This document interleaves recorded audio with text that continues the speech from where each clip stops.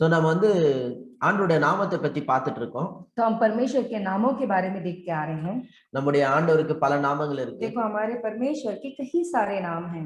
ஒவ்வொரு நாமமும் ஆண்டவருடைய சுபாவத்தை வெளிப்படுத்தக்கூடியதா तो இருக்கு. हर एक नाम परमेश्वर के स्वभाव को दर्शाता है। ஹalleluya. हालेलुया। அவர் யாரு, அவர் எப்படிப்பட்டவரா இருக்கிறார்ன்றதை வெளிப்படுத்தக்கூடியதா वो இருக்கு. कौन है, वो कैसे है, वो सब बातों को दर्शाता है। எல்ஷடா என்ற நாமத்தை பத்தி एल பார்த்தோம். शडाई के नाम के बारे में देखा। அப்புறம் வந்து ஜெஹோவா ராஃபான்னு பார்த்தோம். उसके बाद में यहोवा राफा करके देखा हमने। அதுக்கப்புறம் வந்து ஜெஹோவா நிசி. उसके बाद में यहोवा निसी उनके बारे में देखा। இப்போ வந்து நம்ம வந்து ஜெஹோவா ஷாலோம் என்ற நாமத்தை பார்த்திருக்கோம். आज जो है हम यहोवा शालोम वो नाम के बारे में हम देखेंगे। ஏற்கனவே இந்த நாமத்தை பத்தி நிறைய சொல்லி இருக்கிறேன். देखो पहले से ही ये नाम के बारे में मैंने पहले से बहुत कुछ सिखाया சோ அது வந்து யூடியூப்ல உங்களுக்கு அவைலபிளா இருக்கு. போய் இந்த ஜெஹோவா ஷாலோம் பழைய மெசேஜ்லாம் நல்லா கேளுங்க. तो आपके लिए YouTube में अवेलेबल है, यहोवा शालोम करके डाले, आप उसमें जाकर सुन सकते हो।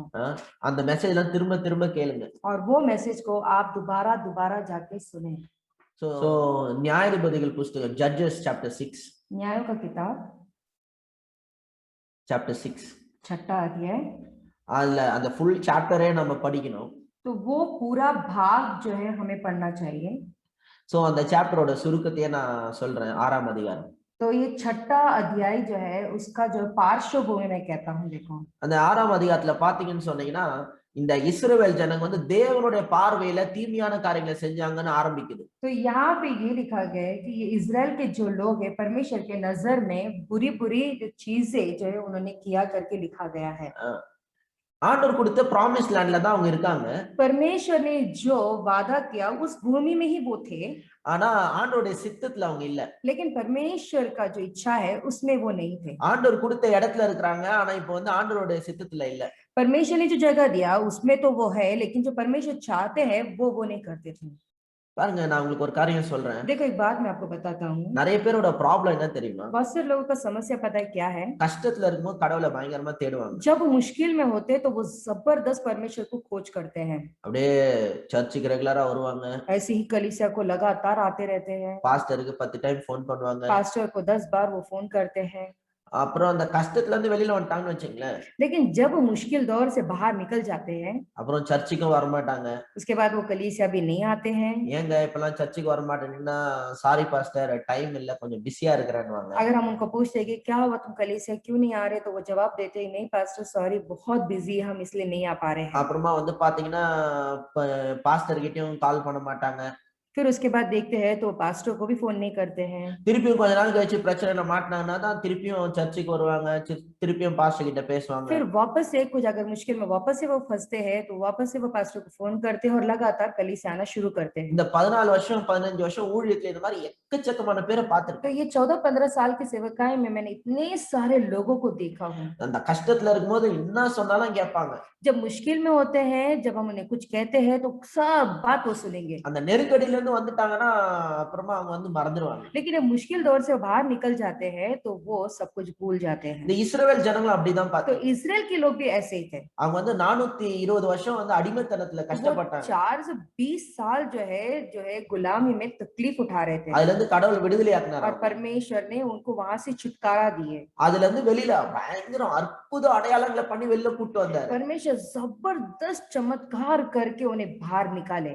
ஆனா கொஞ்ச நாள் கழிச்சு அதெல்லாம் மறந்துட்டாங்க. लेकिन थोड़े दिन के बाद में वो सारी बातें वो भूल गए। கடவுள் வாக்கு பண்ண இடத்துல தான் இருக்காங்க. देखो परमेश्वर ने वादा जो किया था उस भूमि में तो है वो, ஆனா இப்போ வந்து அவங்க வந்து மறந்துட்டாங்க. लेकिन वो लोग अभी वो भूल गए। நிறைய பேர் வந்து பாருங்க கடவுள் செஞ்ச அற்புதத்தை எல்லாம் கொஞ்ச நாள்லயே மறந்துடுவாங்க. देखो बहुत सारे लोग जो परमेश्वर जो चमत्कार करते थोड़े ही दिन में वो भूल जाते हैं। எவ்வளவு பெரிய அற்புதம் என் வாழ்க்கையில பண்ணாருன்றதெல்லாம் மறந்துடுவாங்க. कितने बड़े बड़े चमत्कार परमेश्वर ने किया है वो सारी बातें वो भूल जाते हैं। அதுதான் நிறைய டைம் பிரச்சனை. और यही तो बहुत बार जो समस्या होता है। எனக்கு வந்து ஒருத்தவங்களை பத்தி ஞாபகம் இருக்கு. देखो एक जन के बारे में मुझे याद है, இது ரொம்ப வருஷத்துக்கு मुன்னாடி நடந்துச்சு. ये बहुत साल पहले हुआ था।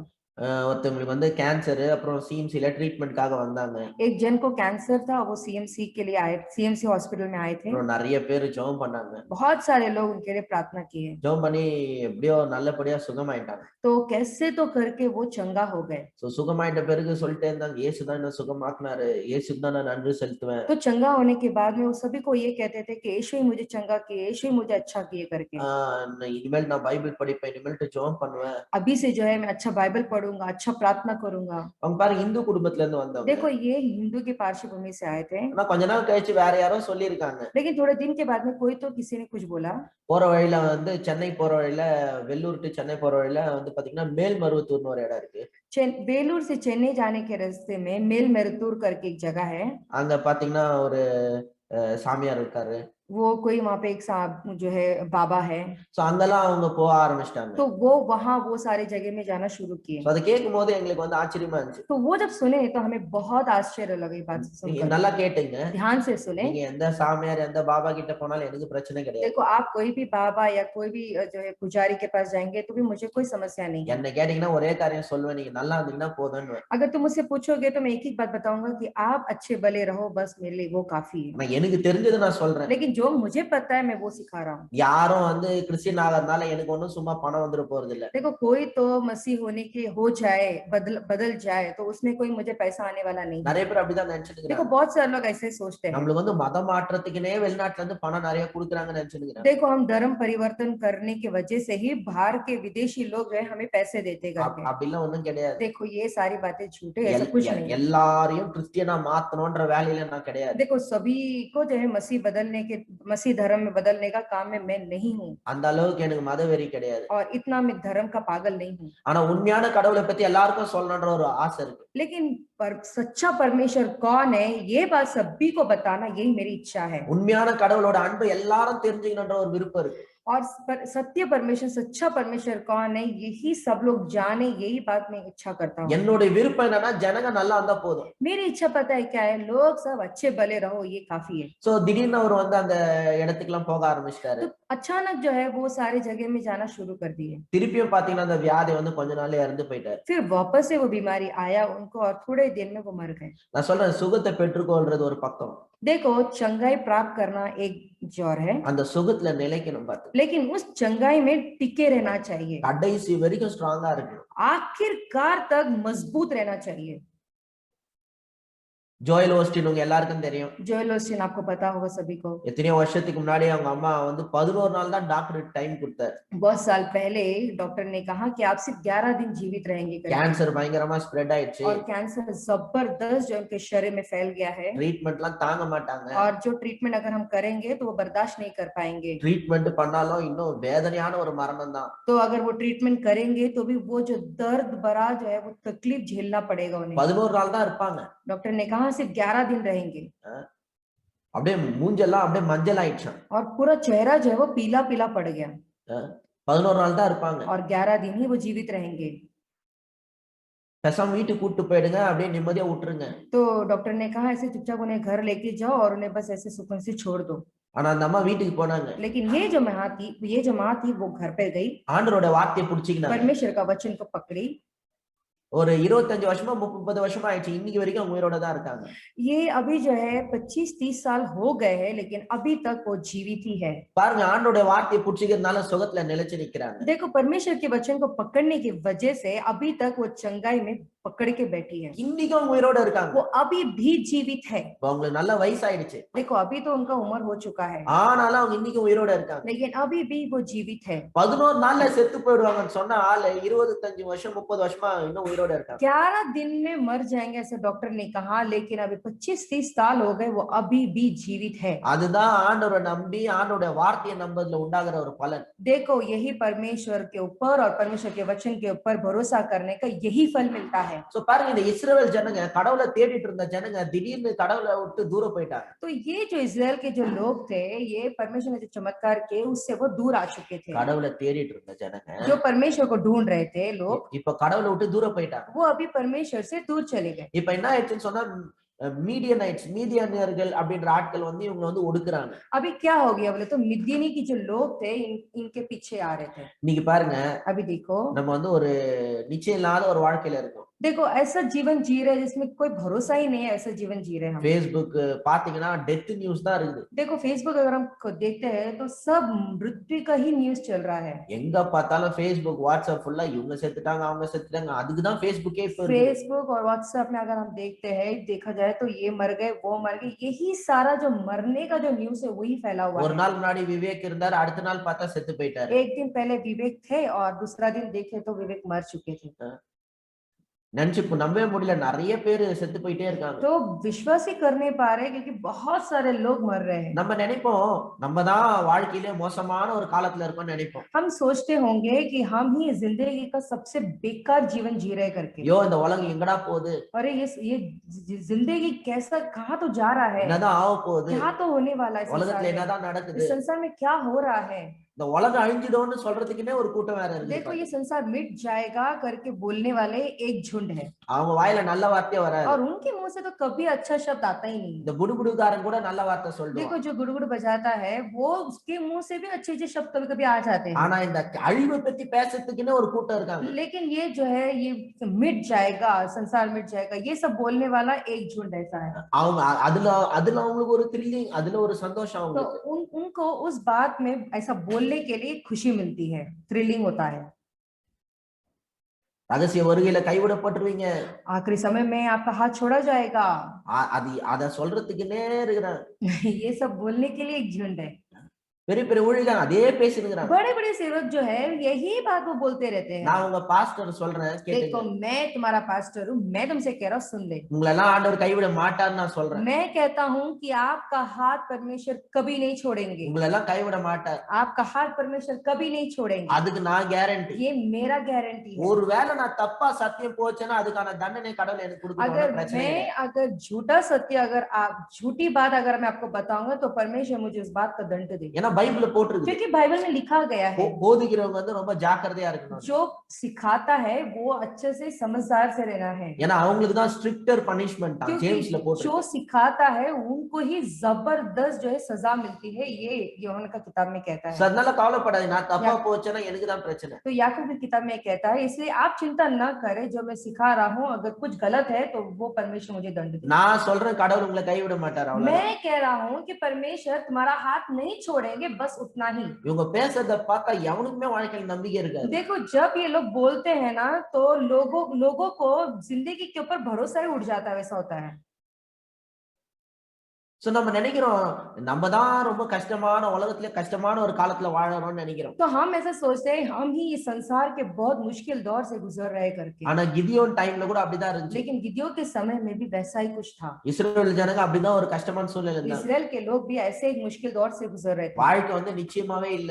और उनका जीवन कब खत्म होगा करके उनको खुद को भी नहीं पता। திடீர்னு மீதியானவர்கள் வந்து அழிச்சிட்டு போயிடுவாங்க. अचानक निधियों के जो लोग आते हैं और आके उनको पूरा सामान मिठा कर चले जाते எவ்வளவு हैं। பேர் வருவாங்கன்னா அப்படியே கிராஸ் ஹோப்பர்ஸ் மாதிரி வெட்டிக்கிளி மாதிரி திரண்டு வருவாங்க. एक जो है एक ग्रास ऊपर की तरह, टीडियों की तरह वो इतने जबरदस्त तूफान की तरह आते हैं, समाप्त करके चले जाते हैं। அவங்க வந்து பாத்தீங்கன்னு சொன்னா அப்படியே ஒட்டகத்து மேலயும் எல்லாத்தையும் வந்து இவங்களை சாவடிச்சுட்டு போயிட்டே இருப்பாங்க. ऐसी ऊंटों के ऊपर आते हैं जैसा भाग मतलब जोर से फास्ट आते हैं और आके सबको खत्म करके वो चले जाते हैं। இவங்களோட லேண்ட், இவங்களோட பயிர் எல்லாத்தையும் அழிச்சிட்டு போயிடுவாங்க. इनका जो चावल दाने जो होते हैं वो मिटा देते और इनको सबको जो है समाप्त करके चले जाते हैं। சோ இவங்களுக்கு சாப்பிடுறதுக்கு ஒண்ணும் கிடையாது. अब इनको खाने के लिए भी कुछ नहीं होता था கிதியோனே பயந்து போய் உட்கார்ந்துட்டு और இருக்காரு. यहाँ पे गिद्योन भी डर कर बैठे हुए हैं, மலையில குகையில அங்க எங்க போய் ஒளிஞ்சிக்கிட்டு இருக்காங்க. पहाड़ में गुफा में यहाँ वहां छुप कर बैठे हैं, பயம், எந்த நேரத்துக்கு சாவு வரப்போகுதுன்னு தெரியாது. क्योंकि डर कब मतलब कब वो मरेंगे करके उनको भी नहीं पता। அதுவும் பாருங்க சும்மா ஏதோ வியாதி வந்து சாவற மாதிரி இல்ல. और देखो ऐसे बीमार आके मरने के जैसा नहीं है, திடீர்னு கத்தியில எடுத்துட்டு வந்து வெட்டிட்டு போயிடுவானுங்க. अचानक आएंगे तलवार से काट के और चुपचाप काट के चले जाएंगे। அதனால எந்த நிமிஷம் சாவ போறோம்னு தெரியாம ஒரு நிச்சயம் இல்லாத டைம்ல தான் கிதியோன் டைம். तो गिदियोन का जो समय था कि ऐसा समय था कि कब वो मरेंगे करके भी नहीं पता, ऐसा समय ஆனா था। அப்படிப்பட்ட நேரத்துல ஆண்டவர் தரிசனம் ஆகுறாரு. लेकिन उस समय में वहां पे परमेश्वर दर्शन होते हैं அந்த பயந்து இருக்கிற கிதியோனை பார்த்து சொல்றாரு, और जो डरा हुआ सहमा सा जो था वो गिदियोन वहां पे परमेश्वर आके कह रहे हैं, அவனை பார்த்து சொல்றாரு, गिदियोन को देख के कह रहे परमेश्वर அவன் பயந்தாங்குழியா இருக்கான். वो डरपोक है। ஆனா அவனை பார்த்து ஆண்டவர் சொல்றாரு, यहाँ पे परमेश्वर उसको देख के कह रहे हैं, பராக்கிரமசாலின்னு அவனை பார்த்து சொல்றாரு. यहाँ पे ये कह रहे हैं परमेश्वर हे शूरवीर सूरमा। அவன் பயந்தாங்குழியா இருக்கான். यहाँ पे गिदोन डरपोक है, ஆனா அவனை பார்த்து ஆண்டவர் பெரிய பெரிய வார்த்தை பேசுறாரு. लेकिन यहाँ पे परमेश्वर उसको देख के बड़े बड़े शब्द का इस्तेमाल कर रहे हैं। அது மட்டும் இல்ல, அவனை பார்த்து ஆண்டவர் சொல்றாரு, फिर उतना ही नहीं, परमेश्वर उसे देख कर ये कह रहे हैं நீ ஒரு ஆளாவே போ, இருக்கிற பலத்தோட போ, நான் உன் கூட இருக்கிறேன், நீ எல்லாரையுமே ஜெயிக்கலாம் तू அப்படின்ற. एक आदमी के साथ ही तू जा, ठीक है, सब कुछ मैं संभाल लूंगा करके परमेश्वर कह रहे हैं। ஆண்டவர் வந்து கிதியோனை பார்த்து சொல்றாரு, உன்கிட்ட இருக்கிற பலத்தோட போன்றார். तेरे पास जो बल है उसको रख के तू जा करके बोल रहे हैं। இவன் சொல்றான், நானே எங்க குடும்பத்திலே நான் தான் சின்னவன், எங்க கோத்திரம் தான் ரொம்ப சின்னது, நான் என்னத்த பண்ண முடியும்ன்றான். तो ये कह रहा है कि मैं ही परिवार का सबसे छोटा व्यक्ति हूँ और हमारे गोत्र में हम भी छोटे लोग हैं। ये सारी बातें जो है ये गिद्योन कहने लगा।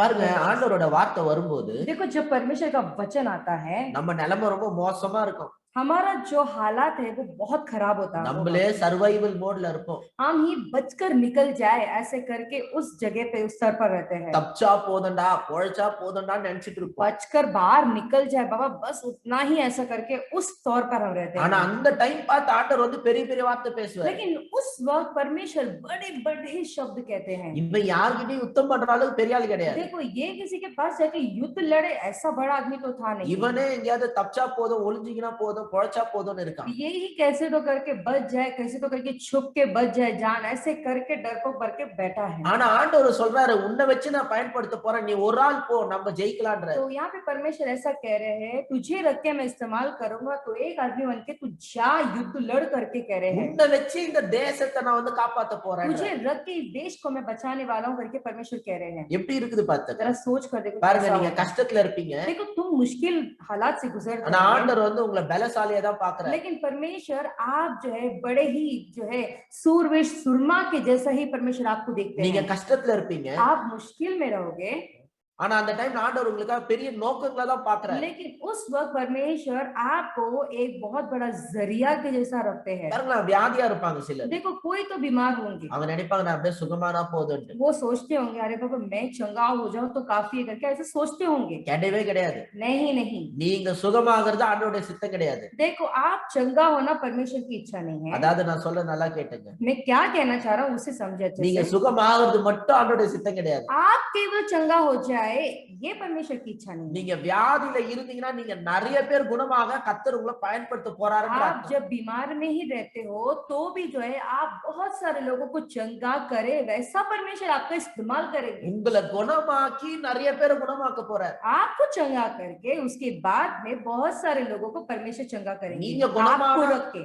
நீங்க குணமானா போதும் நீங்க நினைக்கலாம். आप सोचते होंगे बस मैं चंगा हो जाऊं काफी है करके, ஆனா ஆண்டவர் என்ன நினைக்கிறாருன்னா உன்னை குணமாக்கி நிறைய பேரை लेकिन குணமாக்கணும். परमेश्वर क्या कह रहे हैं मैं तुझे चंगा करूंगा उसके बाद में तुझे रख के बहुत सारे लोगों को चंगा करूंगा। கிதியோன் நினைக்கிறார் நான் தப்பிச்சா போதும்னு. यहाँ पे गिद्योन ये सोच रहा है कि बाबा मैं बच जाऊं तो काफी है करके, எவனாவது எப்படியாவது போட்டானா பொழைச்சா போதும்னு. कोई भी कैसा भी जाए मुझे क्या लेना देना, लेकिन मैं कैसे तो बच जाऊं करके सोच रहे हैं। ஆனா ஆண்டவர் சொல்றார், நீ மட்டும் தப்பிக்கிறது இல்லப்பா, இந்த எல்லா ஜனங்களையும் நீ தான் காப்பாத்தணும். यहाँ पे परमेश्वर ये कह रहे हैं कि बस तू ही बचेगा नहीं लेकिन तुझे रख के बहुत सारे लोगों को भी बचाऊंगा करके। பாருங்க, நான் நிறைய பணம் கஷ்டப்பட்டிருக்கேன். देखो मैं बहुत सारे पैसों की तकलीफ में गुजरा था, ஆனா என்ன வச்சுதான் நிறைய பேரை பணக்கார ஆக்க போறான்னு எனக்கு தெரியும். लेकिन मुझे ये बात पता है कि मुझे रख के परमेश्वर बहुत सारे लोगों को धनी इंसान बनाएंगे। என் மூலமா, என் டீச்சிங் மூலமா, என் ஜெபத்து மூலமா நிறைய பேர் பெரிய பணக்கார ஆவாங்க. मेरे द्वारा, मेरा शिक्षा के द्वारा, मेरे सिखाने के द्वारा बहुत सारे लोग जो है आशीष पाएंगे करके मुझे पता है। நான் சொல்றேன், நான் எப்பவுமே சொல்றேன், இன்னைக்கும் சொல்றேன். देखो मैं हमेशा कहते रहता था और आज भी मैं आपसे कह रहा हूँ, இந்த உலகத்துல எத்தனையோ சர்ச் இருக்கு. देखो इस संसार में कितनी सारी कलीसिया हैं, பாம்பேல ஏகப்பட்ட சர்ச் இருக்கு. मुंबई में केवल कितनी सारी कलीसिया है, எத்தனையோ பாஸ்டர் இருக்காங்க. कितने सारे पासवान हैं। இப்ப எதுவும் ஆன்லைன் சர்ச்சா போயிடுச்சு. अभी देखे तो ऑनलाइन चर्च जैसा हो गया है। இப்ப நீங்க Facebook பேஜ் ஓபன் பண்ணீங்கன்னா சர்ச் சர்வீஸ் லைவ் தான் போயிட்டு இருக்கும். अगर आप फेसबुक का जो पेज ओपन करेंगे तो बहुत सारे जो है कलीसिया का सर्विस लाइव चलता होगा। ஆனா கர்த்தர் உங்களை என் சர்ச்சு கூட்டு வந்திருக்காருன்னா, लेकिन अगर परमेश्वर मेरे कलीसिया में आकर आपको लेकर आए तो உங்களுக்கு பண விஷயத்துல ஆசீர்வதிக்க போறார், அது மட்டும் நிச்சயமா தெரிஞ்சுங்க. आपको पैसों के तौर पे जबरदस्त आशीष करेंगे, ये बात मुझे पता है। நீங்க பணத்தை ஜாஸ்தி எதிர்பார்க்கறீங்களோ இல்லையா, ஆனா கர்த்தர் உங்களுக்கு நல்ல பணம் கொடுக்க போறார். आप बहुत पैसे की अपेक्षा करते हो या नहीं करते हो, लेकिन परमेश्वर आपको बहुत पैसा देने वाले இவ்வளவு हैं। நல்லா டீச்சிங் கேட்டு இருக்கீங்க. देखो कितने दिनों से आप ये जो सिखा रहा हूं मैं उसे सुनते आ रहे இது हो। எல்லாமே உங்களுக்குள்ள இருக்கிற சிஸ்டம் வந்து அப்டேட் பண்ணிட்டே तो இருக்கும். ये सारी बातें जो है आपके अंदर जो सिस्टम है उसे अपडेट करते रहता है। அந்த கம்ப்யூட்டர் இருக்கு பாருங்க, देखो ये कंप्यूटर होता है ना, 95 விண்டோஸ் அது மாதிரிலாம் இருக்கும். 95 विंडोज ये सब होता है, அதெல்லாம் பழசு. அது ये सारी जो विंडोज है वो पुरानी है। இன்னைக்கு அதுல போய் புது சாஃப்ட்வேர் போட்டா கம்ப்யூட்டர் கிராஷ் ஆயிடும். अगर आज की तारीख में जो पुराने कंप्यूटर में जाके नया सॉफ्टवेयर डालेंगे तो वो क्रैश हो जाएगा, தாங்காது அது. वो बर्दाश्त नहीं करेगा। சோ என் டீச்சிங் எப்படின்னு கேட்டீங்கன்னா, तो मेरा जो शिक्षण है वो क्या कैसा है, உங்களுக்குள்ள லேட்டஸ்ட் ஆன காரியத்தை விண்டோஸ் அப்டேட் பண்ணிட்டு இருக்கு. आपके अंदर लेटेस्ट विंडो को अपडेट करते आ रहा है। அப்ப ஆண்டவர் உங்களுக்கு ஏகப்பட்ட ப்ராஸ்பரிட்டி கொடுக்கும்போது நீங்க தாங்குவீங்க. तो अगर आपको परमेश्वर जबरदस्त समृद्धि देंगे तो आप बर्दाश्त कर सकते हो। திடீர்னு ஒரு நாள் வந்து பாத்தீங்கன்னா ஏகப்பட்ட ப்ராஸ்பரிட்டி வந்தா ஹார்ட் அட்டாக்லயே செத்து போயிடுவாங்க. क्योंकि ऐसा होता है कि कभी-कभी जो है बहुत ज्यादा पैसा आने की वजह से वो खुशी के मारे हार्ट अटैक से मर जाते लोग। போன வாரம் தான் வாசித்தேன் நியூஸ்ல. देखो पिछले हफ्ते मैंने न्यूज में सुना எங்கேயோ ஒருத்தன் திருட போனானா. कोई तो जो है कोई एक बंदा जो है वो चोरी करने गया இது வந்து உண்மையா நடந்த விஷயம். और ये जो है सच में घटना घटी है। எங்கேயோ ஒரு வீட்ல போய் திருடிட்டு வந்திருக்கான். कोई तो घर में जाके कोई तो व्यक्ति जो है वो चोरी करके आया। இருட்டுல பயத்துல டக்கு டக்கு டக்குன்னு இருந்த பணத்தெல்லாம் தூக்கி போட்டு வந்திருக்கான். अंधेरा था और डर के मारे फट फट फट करके जो भी पैसे थे वो सब बैग में डालकर लेकर आ गया। வந்து பார்த்த பிறகுதான் தெரியுது जैसे वो घर आके देखा அவன் நினைச்சதை விட ஏகப்பட்ட பணமா. वो सोच भी नहीं सकता था उतना सारा पैसा। அத பார்த்த சந்தோஷத்துல ஹார்ட் அட்டாக் வந்து செத்து और वो போயிட்டான். पैसा देखते ही इतनी खुशी के मारे हार्ट अटैक आके वो मर गए। இது வந்து போன வாரமே நடந்திருக்கு உண்மை. देखो ये पिछले हफ्ता हुआ था और ये सच्ची घटना है।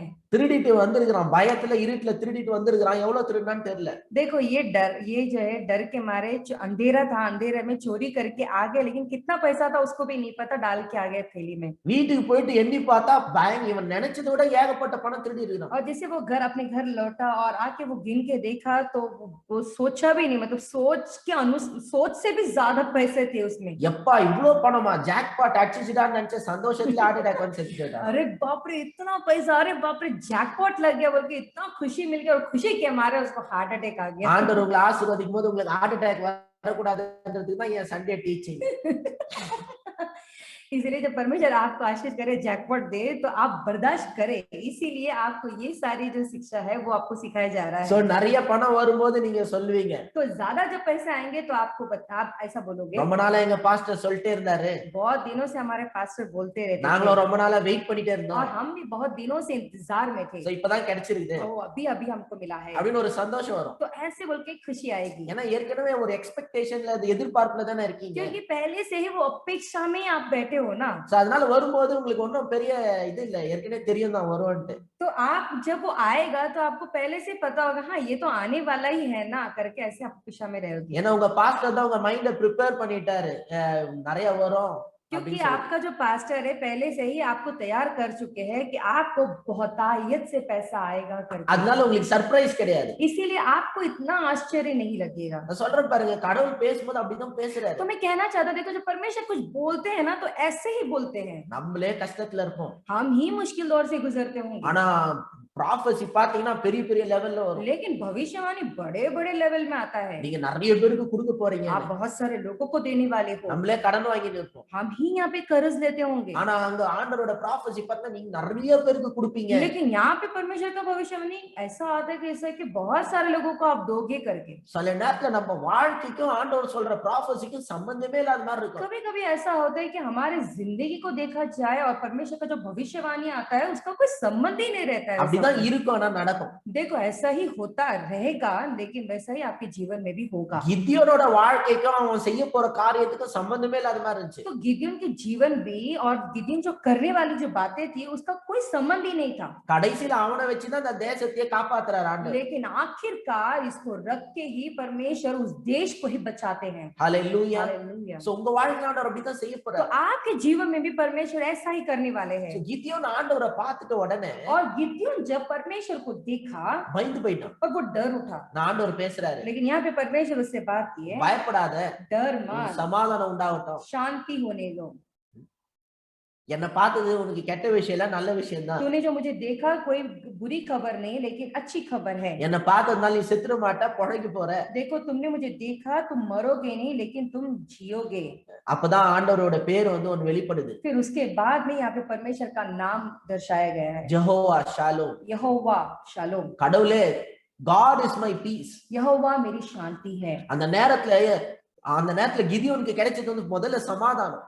उस समय गिदियोन को पता है क्या मिला सबसे पहली बात वो है शांति। முதல்ல நம்மளுக்கு சமாதானம் இருந்துச்சுன்னா सबसे पहले अगर हमारे अंदर वो शांति आती है तो நம்ம இழந்தது எல்லாமே திரும்ப வந்துரும். जो भी हमने खोया है वो सब लौट कर आ जाएगा। நமக்குள்ள சமாதானம் இருந்துச்சுன்னா अगर हमारे अंदर वो शांति रहता है தோல்வியில இருந்து எப்படிப்பட்ட தோல்வியில இருந்து நான் திருப்பி ஜெயிச்சிடலாம். कोई भी हार होने दो, कैसा भी वो हार होने दो, सारे हार में से हम जीत जाएंगे। அதனால சமாதானம் தான் ரொம்ப முக்கியம். इसीलिए शांति बहुत जरूरी है। எல்லாரும் சொல்லுங்க, சமாதானம் தான் ரொம்ப முக்கியம். सभी लोग कहे शांति बहुत जरूरी है। சமாதானம் ரொம்ப முக்கியம். शांति बहुत जरूरी है। கடவுளே உங்களுக்கு சமாதானத்தை தர. परमेश्वर खुद आपको शांति दे रहे हैं। God is itself, God is our peace. देखो परमेश्वर खुद हमारी शांति है। இயேசு வந்து சமாதான பிரபு, is a prince of peace. देखो वो यीशु जो है वो है शांति का राजकुमार है। நீங்க வந்து ஒவ்வொரு ஸ்டெப்லயும் வாழ்க்கையில நீங்க சமாதானத்தை எக்ஸ்பீரியன்ஸ் तो பண்ணணும். हर एक कदम कदम में जो है आपको वो शांति को आप महसूस करना चाहिए। Jehovah Shalom. यहोवा शालोम அப்படினா nothing missing, nothing lacking. इसका मतलब ये है कुछ कमी नहीं, कोई घटी नहीं। எந்த குறைவு இருந்தாலும் நிறைவாய் மாறும்.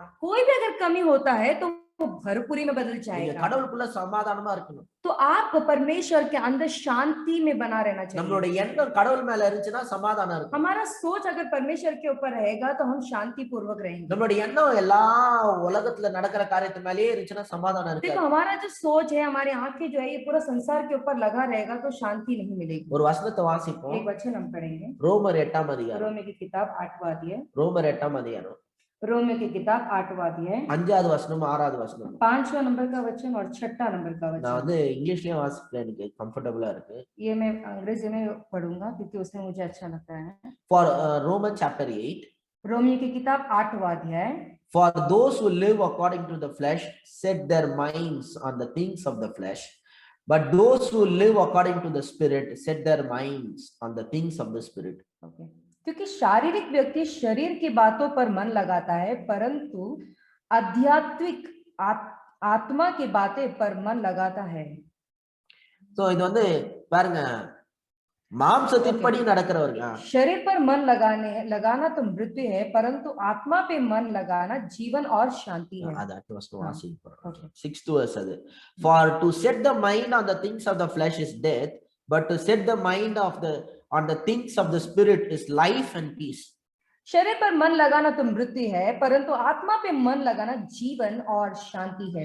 மாம்சத்தின்படி நடக்கிறவங்க வந்து தங்களுடைய மனதை மாம்சத்தின் சிந்தைக்காரன் மேல வைக்கிறாங்களா. तो शारीरिक तौर पे जो जीता है वो जो लोग होते हैं वो शारीरिक जो संसार की बातों पे उसका मन लगा रहता है। ஆவியின்படி நடக்கிறவங்க வந்து பாத்தீங்கன்னா தங்களுடைய மனதை ஆவியின் காரியத்துல வைக்கிறாங்க. तो जो आत्मिक तौर से जो इंसान चलता है तो उसका मन आत्मा यानी आत्मिक बातों पे ही लगा रहता है। மாம்ச சிந்தை வந்து மரணம். तो ये जो है शरीर पर मन जो लगाता है उसका अंत मृत्यु है। இந்த உலக பிரகாரமான காரியங்களே மனசை வச்சுட்டே இருந்தோம்னா பயம், கவலை, व्याधि அப்புறம் கட்சியில மரணம் तो தான். ये संसार के बातों पे अगर हमारा मन लगा रहेगा तो वो डर, वो चिंता, मृत्यु यही उसका फल मिलेगा। ஆனா ஆவியின் சிந்தை இருந்தோம்னா, लेकिन जिसका आत्मा में उनका मन लगा रहे, आत्मिक मन रहता है तो ஜீவன் உண்டாகுது. उसके पास जीवन मिलेगा। அந்த எப்படிப்பட்ட ஜீவனா God kind of life. तो वो कैसा जीवन? वो है परमेश्वर की किस्म यानी परमेश्वर का जीवन। ஜோஹே தேவ ரகமான ஒரு ஜீவன். परमेश्वर की किस्म का जीवन, அந்த ஜீவன் உண்டாகும். वो जीवन मिलेगा। அது மட்டும் இல்ல, அதோட கூட சமாதானம். उतना ही नहीं उसके साथ में शांति भी मिलेगी। நீங்க உலகத்துல நடக்கிற காரியத்தை பத்தியே நியூஸும் ஃபேஸ்புக்லயும் இங்க நடக்கிற கெட்ட செய்தியை பார்த்துட்டு இருந்தீங்கன்னா சமாதானம் நிச்சயமா வராது। इस संसार की बातों पे ये फेसबुक, ये व्हाट्सएप, उसका जो न्यूज में अगर आपका मन लगेगा तो आपको शांति नहीं मिलेगी। நான் சொல்றது உங்களுக்கு புரியுதா? आपको समझ में आ रहा है क्या कह रहे हैं? கடவுளுடைய காரியம் ஆவியின் சிந்தையில இருங்க. परमेश्वर की बातों पे और आत्मिक सोच में ही रहे। ஆண்டவருடைய வார்த்தையை கேளுங்க. परमेश्वर के वचन को आप सुनते रहे। ஆண்டவருடைய பிரசன்னத்துல இருங்க. परमेश्वर की उपस्थिति में रहो। கடவுளுடைய காரியத்தை அதிகமா யோசிங்க. परमेश्वर की बातों को ज्यादा से ज्यादा सोचे। இந்த உலகத்துல நடக்கிற காரியங்களை பார்த்துட்டே இருந்தா நம்மளுக்கு என்னதான் உண்டாகும்? சோர்வு தான் तो உண்டாகும். इस संसार में जो बातों को अगर हम देखते रहेंगे तो हमें क्या मिलेगा? वो है चिंता, तकलीफ मिलेगी। அதுவும் இப்போ Facebook, WhatsApp வந்து கெட்ட செய்தியை பரப்புறதுக்காகவே இருக்கு. और अभी तो फेसबुक और व्हाट्सएप जो है बुरी बुरी खबर को ही फैलाने का काम कर रहा है। ஒரு ஆள் செத்தானா போதும், அதை 1000 பேர் ஷேர் பண்றான். अगर एक आदमी मर जाता है वो जो है 1000 लोग उसे शेयर करते हैं। இன்னும் இவனுக்கு ஷேர் பண்ற வேலை கொடுத்த மாதிரி, இவன் ஷேர் பண்ணனா எவனுக்கும் தெரியாத போயிடும் மாதிரி. जैसे कि इसको जो है ये खबर को फैलाने का काम इसको दिया गया है, जैसे कि वो ये जो है सारे लोगों को खबर फैलाते रहता है। விவேக் செத்துட்டாருன்னா டிவிலயே காட்டுறானே। देखो विवेक मर गया बोल के टीवी में दिखा रहा है ना, அத போய் ஒரு 1000 பேர் ஷேர் பண்ணி சும்மா இருக்கிறவனுக்கு எல்லாம் பயத்தை உண்டாக்கி वो बातों को जो है हजारों लोग फैलाते हैं और जो चुप रहता है उसके अंदर भी डर पैदा कराते हैं। நான் Facebook, சோஷியல் மீடியா, வாட்ஸ்அப் எல்லாம் ஜனங்களை வந்து நம்பிக்கையும் தைரியத்தையும் தரத்தை தான் நான் பயன்படுத்துறேனே தவிர எந்த நெகட்டிவான காரியத்தை ஷேர் பண்றதுக்கு நான் பயன்படுத்துறதே ये கிடையாது. फेसबुक ये व्हाट्सएप जो है पता है मैं लोगों को जो है प्रोत्साहित करना उनको अच्छा परमेश्वर के भरोसा दिलाने वाले बातों को ही मैं बांटता हूँ, ना कि बुरी बातों को बुरी घटनाओं को बांटता हूँ। உங்க வீட்ல யாராவது செத்துட்டாங்க ஷேர் பண்றீங்க சரி 4 பேருக்கு தெரிய வைக்கிறீங்கனாலும் பரவாயில்ல. अगर आपके घर में कोई मर जाता है ठीक है, आपको किसी को बोलना है, 4 लोगों को बताना है तो ठीक है, விவேக் செத்துட்டது தான் எல்லா நியூஸ்லயும் திரும்ப திரும்ப காமிச்சிட்டே இருக்காங்க. लेकिन विवेक मर गया बोल के वापस वापस जो है न्यूज चैनल में तो दिखाते रह रहा है ना, அத ஒரு லட்சக்கணக்கான பேர் ஷேர் பண்ணி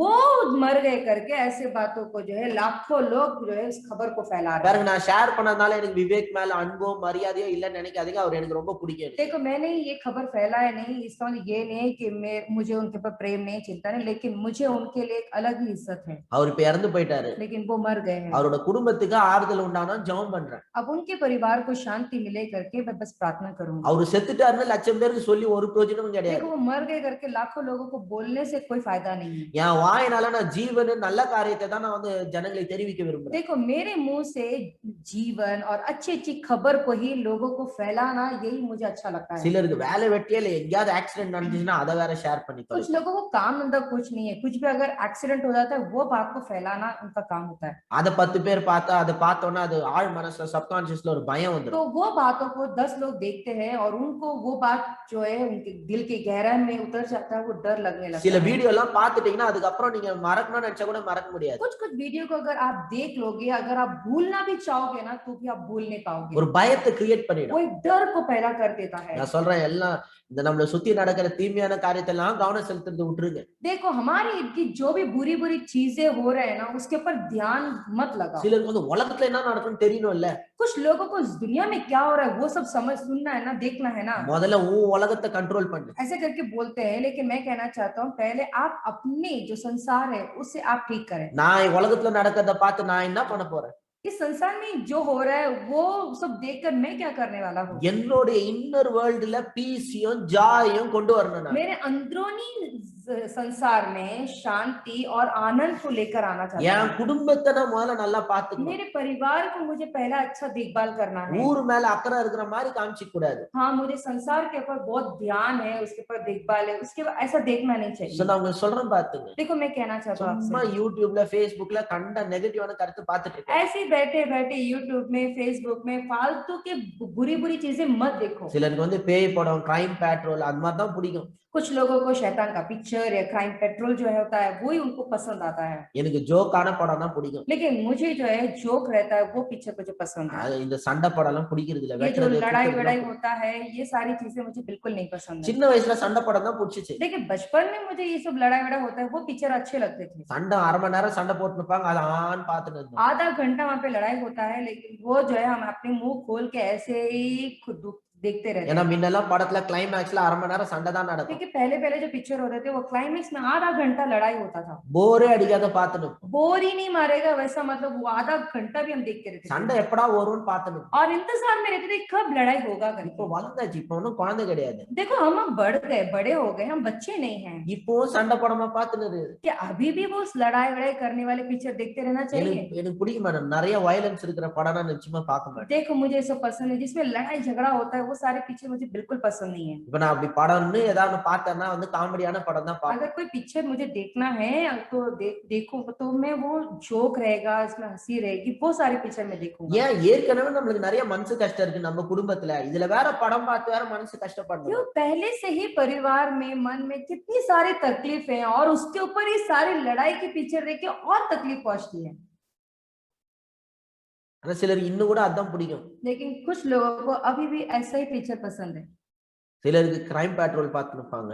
कुछ लोग जो है क्राइम पेट्रोल देखते रहते हैं। திடீர்னு நம்ம அவங்க வீட்டுக்கு போனோம்னா உடனே ஆஃப் பண்ணி பாஸ்டர் வராரு, பாஸ்டருக்கு பிடிக்காது. अगर अचानक हम उनके घर जाते हैं तो वो कहते हैं अरे बंद करो पास्टर आ रहे, பாஸ்டருக்கு பிடிக்காது. पास्टर को पसंद नहीं है। ஐயோ இவங்களெல்லாம் என்ன பண்றதுன்னு எனக்கே தெரியாது. हे मेरे प्रभु इनका क्या करूं, मुझे खुद को समझ में नहीं आता। எனக்கு கூட பிடிக்கும் தான், உட்காந்து பார்த்தா நல்லா தான் இருக்கும். देखो मुझे भी पसंद है, अगर बैठ के देखूंगा तो अच्छा ही लगेगा। சிபிஐ, சிஐடி எல்லாம் நல்லா தான் இருக்கும். CBI, CID ये सब देखेंगे तो अच्छा ही लगेगा। ஆனா அதை பார்க்க பார்க்க பயம் வருது. लेकिन जैसा देखते रहेंगे, देखते देखते अंदर डर पैदा होगा। நெகட்டிவான ஃபீலிங்ஸ நம்ம வீட்டுக்கு கொண்டு வரணும். नकारात्मक महसूसियत हमारे घर के अंदर उसे लेकर आता है। என் இருதயத்தை பாதுகாக்கணும் நான். तो हमारे हृदय को हमें संभालना है। நீதிமொழிகளை போடுங்க, இருதயத்தை எல்லா காவலோடு காத்துக்கொள். तो नीति वचन में कहा है तुम्हारा हृदय को हर एक बातों से बचा कर रख। கண்ட பயமான காரியங்களை பார்த்துட்டு இருந்தா விசுவாசம் வேலை செய்யாது. फालतू डरावनी बातों को अगर देखते रहोगे, डालते रहोगे तो विश्वास काम नहीं करेगा। உங்க அளவுக்கு எனக்கு ஒன்றும் விசுவாசம் கிடையாது. நீங்க கிரைம் பேட்ரோல் பாப்பீங்க, எல்லாம் பாப்பீங்க, ஆனாலும் விசுவாசமா இருப்பீங்க. எனக்கு அந்த அளவுக்கு விசுவாசம் கிடையாது. देखो तुम्हारे जैसा मेरे अंदर विश्वास नहीं। आप क्राइम पेट्रोल देखो, आप ये देखो, वो देखो, फिर भी आप विश्वास में टिके रहते हो, लेकिन मेरे पास वैसा नहीं है। நம்ம இப்பதான் நீச்சல் தெரியாத நீச்சல் கத்துக்கிற மாதிரி விசுவாசத்துல स्विमिंग பண்ணிட்டு இருக்கோம். तो जैसा होता है ना, जो तैरता है, तैरने वाला जैसे पहले पहले सीखता है, वैसा ही हम उस लेवल में अभी है। உங்க faith level ஜாஸ்தியா இருக்கும், நீங்க கிரைம் பேட்ரோல் பார்த்துட்டு கூட சமாதானமா இருப்பீங்க. देखो आपका जो विश्वास का स्तर है वो बहुत ज्यादा होगा शायद, इसलिए आप क्राइम पेट्रोल देखेंगे तो भी आप विश्वास में मस्त टटे रहते हैं। ஆனா சொல்றேன், அதெல்லாம் பார்த்தா உங்களுக்கு சமாதானம் உண்டாகாது. लेकिन मैं कहना चाहता हूँ कि अगर ये सब देखोगे तो आपके अंदर समाधान, शांति नहीं मिलेगी। மாம்ச சிந்தை மரணம். देखो जो शारीरिक तौर से सोचता है उसका मृत्यु ही है। இந்த உலக பிரகாரமான தேவையில்லாத காரியங்களை பார்த்துக்கிட்டே இருக்குது, அதுதான் மாம்ச சிந்தை. जो संसार में जो बातें हो रही है जो नहीं चाहिए, तो वो सब जो है वो शारीरिक चीजें ही, शारीरिक सोच ही है। वो கடவுள் மேல உங்க மனதை வைங்க. आपका जो मन है वो परमेश्वर पे लगा के रखो। கடவுளுக்கு அடுத்த காரியங்களை யோசிங்க. परमेश्वर के बाद में जो जो बातें हैं वो आप देखते रहो, सोचते रहो। நான் சொல்றது புரியுதா आपको உங்களுக்கு? समझ में आ रहा है क्या? உங்களுக்கு ஜீவனும் சமாதானமும் உண்டாகும். आपके जीवन में जीवन और शांति आपको मिलेगी। ஐயோ, தமிழ்நாட்டுல சீரியல் பைத்தியம் எல்லாரும். देखो तमिलनाडु में सीरियल के बड़े ही पागल लोग हैं, बहुत सारे। எல்லாரும் சீரியலா உட்கார்ந்து பாத்துனீங்க. सभी लोग सीरियल ही देखते रहते हैं, ஒரு சீரியல் கூட நல்ல சீரியலே கிடையாது. और एक भी सीरियल अच्छा सीरियल नहीं होता है। எல்லாம் இவன் அவன் குடும்பத்தை கெடுக்கிறது, அவன் இவன் குடும்பத்தை கெடுக்கிறது. सब जो है उसका इसका परिवार बिगाड़ना, वो इसका परिवार बिगाड़ना, यही सीरियल चलता रहता है। எல்லா சீரியல்ல அம்மாவோ மாமியார் தான் வில்லி. और हर एक सीरियल में माँ और जो सास होती है वही जो है विलन होते हैं, மத்தவங்க எல்லாம் டம்மி. और बाकी के सारे जो लोग हैं वो डमी होते हैं। அவங்க வந்து எல்லாரையும் குடும்பத்தை கெட்டுன்னு இருப்பாங்க. और ये जो लोग आते हैं और सारे परिवार को जो है खराब करते रहते हैं, அதை இவங்க சந்தோஷமா பார்த்து நிப்பாங்க. और ये सारी जो बातें ये लोग जो है बड़ी खुशी से देखते रहते हैं। உங்களுக்கே தெரியாம உங்க மைண்ட நெகட்டிவான காரியத்துல ஃபீட் பண்ணினே இருக்கீங்க. देखो आप कोई जाने अनजाने में आपका मन को आप जो है नकारात्मक बातों से भर रहे हो, उसे खिला रहे हो। முன்னெல்லாம் கொஞ்சம் நல்ல நல்ல சீரியல்லாம் இருந்துச்சு. देखो पहले पहले अच्छे अच्छे सीरियल सब होते थे, நல்ல காமெடி ஆட்களோட சீரியல்லாம் இருக்கும். बहुत अच्छे अच्छे कॉमेडी लोग उनके सीरियल्स होते थे, சும்மா என்டர்டெய்னிங்கா இருக்கும். और बड़ा ही मनोरंजन होता था। எஸ்வி சேகர் அந்த மாதிரி சில ஆட்கள் தான் காமெடி சீரியல் இருக்கும். एसवी सेगर ऐसे ऐसे बोल के बहुत सारे लोग हैं और उनके अच्छी कॉमेडीज होते थे। பார்த்தா நல்லா பார்த்தோம், சிரிச்சோம், சந்தோஷமா இருக்கும். और जब हम देखते थे, हाँ ठीक है हमने देखा, अच्छा हंसे, अच्छा खुशी मिलती है। இப்ப சீரியலை பார்த்தா வாழ்க்கையே போயிடும். लेकिन आजकल के जो सीरियल अगर हम देखेंगे तो हमारा जिंदगी बर्बाद हो जाएगा। கண்டினியூவா பார்த்துட்டே இருந்தா நம்ம குடும்பத்துல சண்டை வந்துடும். अगर हम लगातार देखते रहेंगे तो हमारे परिवार में भी झगड़ा आ जाएगा। கடவுளுக்கு அடுத்த காரியங்களை யோசிங்க, சமாதானம் உண்டாகும். परमेश्वर की बातों को सोचिए, तभी आपको शांति मिलेगी। உலக பிரகாரமான காரியத்துல தூரமாய் கடவுளுக்கு அடுத்த காரியத்துல जो யோசிங்க. संसार की बातों से दूर हटकर जो है आप परमेश्वर की बातों के ऊपर ध्यान लगाएं। நான் சொல்றேன், ஃபாஸ்டிங் பண்ணுங்க. मैं कहना चाहता हूँ कि आप उपवास करें।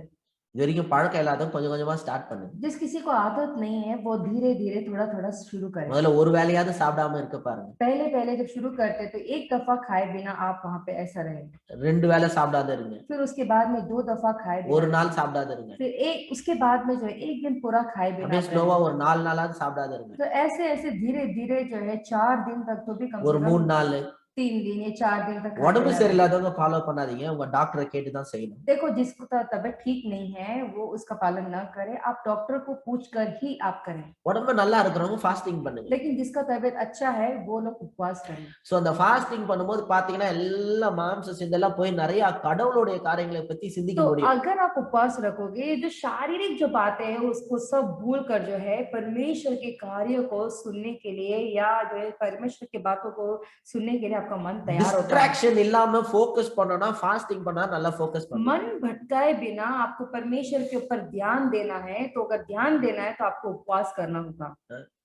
அது கடவுளை மாத்தத்துக்காக இல்ல, ये परमेश्वर को बदलने के लिए नहीं है, இல்ல நம்ம கடவுளோட காரியத்துல நல்லா ஃபோக்கஸ் பண்றதுக்காக. नहीं, हमें परमेश्वर की बातों में अच्छा ध्यान देने के लिए उपवास करना அது है। மட்டும் இல்ல, ஃபாஸ்டிங் வந்து உடம்புக்கு, மைண்டுக்கு, எல்லாத்துக்குமே நல்லது. उतना ही नहीं, लेकिन उपवास जो होता है ना, मन के लिए, शरीर के लिए, सब बातों के लिए बहुत अच्छा होता है। வயிறு காலியா இருந்துச்சுன்னா உடம்பு ஆட்டோமேட்டிக்கா ஹீலிங் ப்ராசஸ் देखो, ஸ்டார்ட் ஆகும். जब पेट खाली होता है तो ऑटोमेटिकली चंगाई आपके शरीर में बहने लगती है। வயிறு ஃபாஸ்டிங் இருக்கணும், வயிறு சுத்தமாகும். जब आप फास्टिंग करते, उपवास करते, तो आपका पेट साफ होता है। வயிறு சுத்தமாச்சுனாலே திருப்பி எல்லா வியாதிகளும் குணமாக ஆரம்பிக்கும். अगर आपका पेट साफ रहता है, साफ होने के बाद वापस से जो है आपका शरीर धीरे धीरे चंगा होने लगता है। நம்மளுடைய வாழ்க்கையில இருக்கிற வியாதிக்கு காரணமே மைண்டும் வயிறும் சுத்தம் இல்லாததுதான். हमारे जिंदगी में बीमार होने का कारण पता है क्या है? मन और पेट साफ न होने का वजह है। மைண்ட் சுத்தமா இருந்து வயிறு சுத்தமா இருந்தா எந்த வியாதியும் வராது. देखो, मन अगर साफ रहता है और अगर पेट साफ रहता है तो कोई भी बीमारी नहीं आएगी। இது ரெண்டுமே சுத்தம் பண்ணனும்னா ஃபாஸ்டிங் தான் பெஸ்ட். अगर ये दोनों बातों को अगर आपको साफ करना है तो उपवास ही सबसे अच्छी बात है। சோ கொஞ்சம் கொஞ்சமா பிராக்டிஸ் பண்ணுங்க. तो थोड़ा थोड़ा आप कोशिश करें। எவ்வளவு நாள் தான் சாப்பிட்டே இருப்பீங்க? कितने दिन तो आप खाते रहोगे? கொஞ்சம் கொஞ்சமா வயிறுக்கு ரெஸ்ட் கொடுங்க. थोड़ा थोड़ा आपके पेट को जो है आराम दो। நல்லா இருக்கும், நல்லா இருப்பீங்க. अच्छा रहेगा, आप अच्छे रहेंगे உங்க உடம்பு இன்னும் நல்ல ஆரோக்கியம் அடையும். और आपका जो शरीर है वो और आरोग्यता से रहेगी। உடம்பு சரியில்லாதவங்க தயவு செய்து பண்ணாதீங்க, உங்க டாக்டர் கேட்டு தான் பண்ணுங்க. जो कोई बीमार है वो सब न करे, मेहरबानी करके आप अपने डॉक्टर से पूछ कर ही करें। சோ ஃபாஸ்டிங் ஏன் சொல்றேன்னா, तो ये उपवास मैं क्यों कह रहा हूँ? fasting is the best way to feed yourself in God. देखो, फास्टिंग की सबसे सर्वोत्तम जगह है, सर्वोत्तम बात है आपको परमेश्वर की बातों को सीखने के लिए, समझने के लिए। ஆவிக்குரிய காரியங்களை கவனம் செலுத்துறதுக்கு ஃபாஸ்டிங் வந்து ரொம்ப நல்லது. आत्मिक बातों को ध्यान देने के लिए उपवास सबसे अच्छी बात है। நம்ம பிரச்சனையில இருந்து டெலிவரன்ஸ் எக்ஸ்பீரியன்ஸ் வந்து ஃபாஸ்டிங் ரொம்ப நல்லது. हमारे मुश्किल दौर से हमको छुटकारा चाहिए तो उपवास रखना बहुत जरूरी है, वो सबसे सर्वोत्तम बात है। ஃபர்ஸ்ட் நாள் மட்டும் கொஞ்சம் கஷ்டமா இருக்கும். देखो, पहला दिन बहुत मुश्किल होगा। அந்த ஃபர்ஸ்ட் நாள் நம்ம தாக்கு பிடிச்சிட்டோம்னா மீதி 2 நாள் ஈஸி ஆயிடும். ये एक दिन, यानी कि पहला दिन अगर हम उपवास करके बच के बाहर आ जाए तो दूसरा दिन सब आपके लिए बहुत आसान से गुजर जाएगा।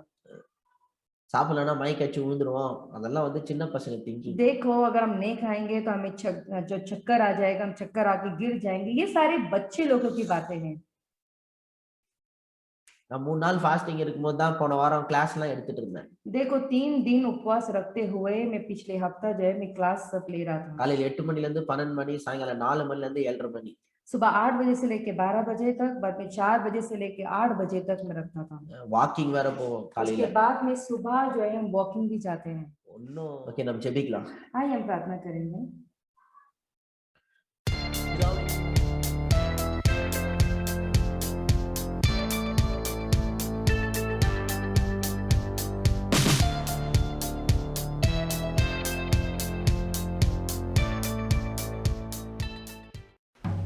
thank you